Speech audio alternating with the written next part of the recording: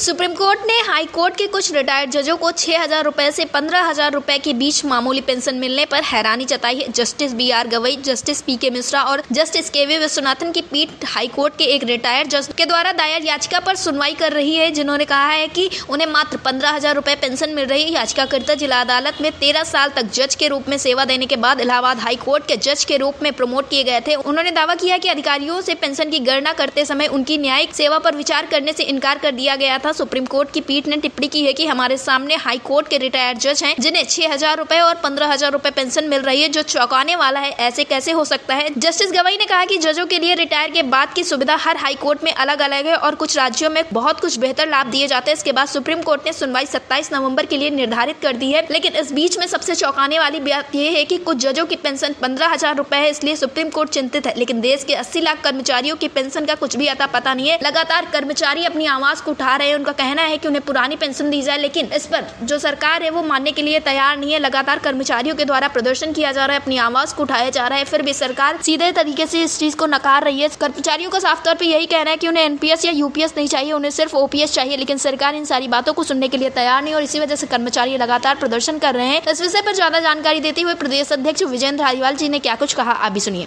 विजेंद्र जी, आपका हमारे चैनल अटल TV पे बहुत बहुत स्वागत है। Thank you madam, thank you so much. Vijendra ji, खबरें ऐसे निकलकर सामने आई है कि कुछ जजों की जो पेंशन है वो 15,000 है और इस चीज पे सुप्रीम कोर्ट काफी ज्यादा चिंतित दिखाई दे रहा है। लेकिन देश के 80 लाख कर्मचारियों की पेंशन इतनी ज्यादा कम है और इसी के साथ साथ पुरानी पेंशन बहाली के लिए कर्मचारी लगातार मांग कर रहे हैं, फिर भी सुप्रीम कोर्ट या अन्य कोई मानने को इस चीज से कोई फर्क नहीं पड़ रहा है। तो इन सारी चीजों पर आपका क्या कुछ कहना है? देखिए मैडम, ये जो आज सुप्रीम कोर्ट की बात निकलकर सामने आ रही है कि कुछ जजेस की पेंशन 15,000 से भी कम बढ़ रही है जी, जिसको लेकर सुप्रीम कोर्ट ने एक चिंता व्यक्त की है जी। और ये चिंता आज से नहीं, बहुत पहले से, अभी कुछ दिन पहले न्याय क्या नाम है, इनकी तरफ से जो वित्त आयोग की रिपोर्ट आई थी जी, तो उस वित्त आयोग की रिपोर्ट में भी क्लियर कहा गया था कि जो जजेस की पेंशन है वो गुजारे लायक नहीं है और उसमें बढ़ोतरी होनी चाहिए और उसके लिए उन्होंने ओल्ड पेंशन स्कीम को लागू करने की सिफारिश करी थी जी।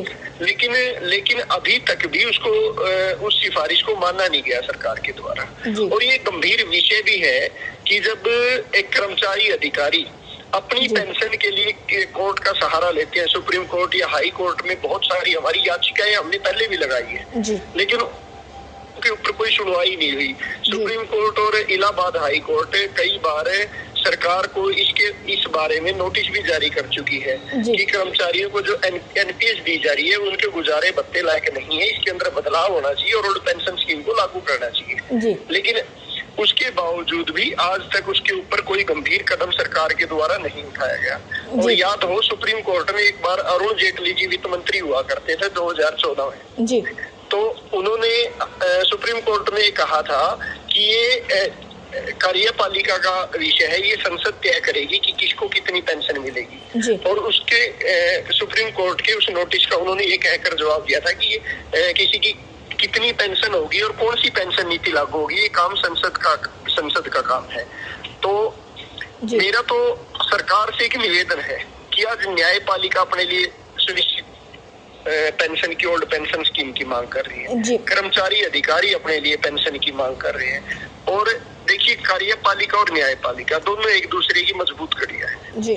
और जब सरकार की नीतियों को लागू करवाना ये कर्मचारियों का काम है, आम जनता तक पहुंचाना ये कर्मचारियों का काम है। और दूसरी, अगर मैं बात करता हूँ न्यायपालिका, अगर उन कानूनों में किसी तरह की कोई कमी है तो उन कमियों को उजागर करना या उनको ठीक करवाना है न्यायपालिका का काम है। कानूनी व्यवस्था को ठीक तरह से लागू करवाना है न्यायपालिका का काम है। आज दोनों ही कम पेंशन की वजह से त्रस्त हैं और सरकार को इस बारे में गंभीर कदम उठाने चाहिए और जल्द से जल्द ओल्ड पेंशन स्कीम लागू करनी चाहिए जी।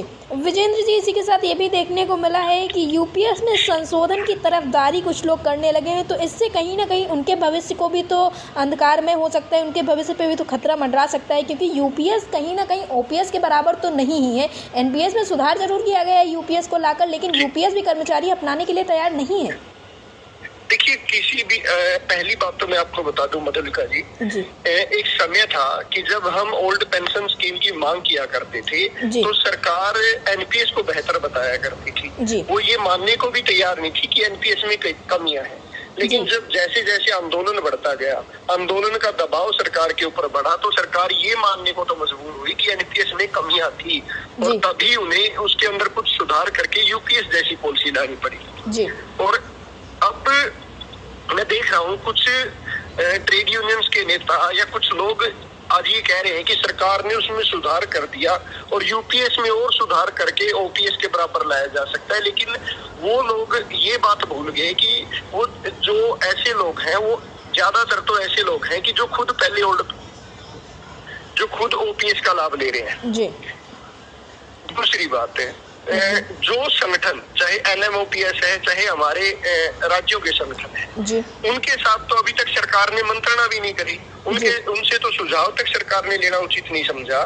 जो आवाज उठा रहे हैं, जो पेंशन की लड़ाई लड़ रहे हैं, जो ओपीएस बहाली की सच में लड़ाई लड़ रहे हैं ग्राउंड लेवल पर, उनके साथ सरकार को चर्चा करनी चाहिए। अगर सरकार उनके साथ सकारात्मक चर्चा करेगी तो निश्चित तौर पर ओल्ड पेंशन स्कीम का रास्ता हम सरकार को देंगे और वो नीति न केवल कर्मचारियों के लिए बल्कि सरकार के लिए भी बेहतर होगी। रही यूपीएस की बात है, यूपीएस कभी भी नहीं हो सकती। जो लोग आज यूपीएस में सुधार की बात करें, उनके दिमाग में बस एक बात है कि लास्ट बेसिक का 50% ही ओल्ड पेंशन स्कीम है, लेकिन उन्हें ये नहीं पता कि उसके बाद के जो अन्य लाभ हैं, बहुत सारे ऐसे लाभ हैं जो एक कर्मचारी को ओल्ड पेंशन स्कीम के तहत दे होते हैं। उसमें मेडिकल की सुविधाएं भी होती है, उसमें डीए का प्रावधान भी होता है। इसमें अलाउंस नहीं दिया गया। इसमें तो केवल एक विकल्प है कि सरकार चाहे तो बढ़ा सकती, ना चाहे तो नहीं बढ़ा सकती। तो इसलिए यूपीएस हो सकता और हमारी मांग यही है संज्ञान ले, जो धरातल पर लड़ रहे हैं उनके साथ सकारात्मक चर्चा करें और उस सकारात्मक चर्चा के बाद ओपीएस बहाली का निर्णय ले। निश्चित तौर पर ये देश के लिए और कर्मचारी हित में फैसला होगा। जी विजेंद्र जी, इसी के साथ कर्मचारियों का यही भी कहना है कि ना हमें कमेटी चाहिए, नहीं हमें संशोधन चाहिए और ना 40% चाहिए, इसी के साथ 70% भी हमें नहीं चाहिए। हमें सिर्फ पुरानी पेंशन चाहिए और सरकार उन्हें पुरानी पेंशन से आच्छादित करे।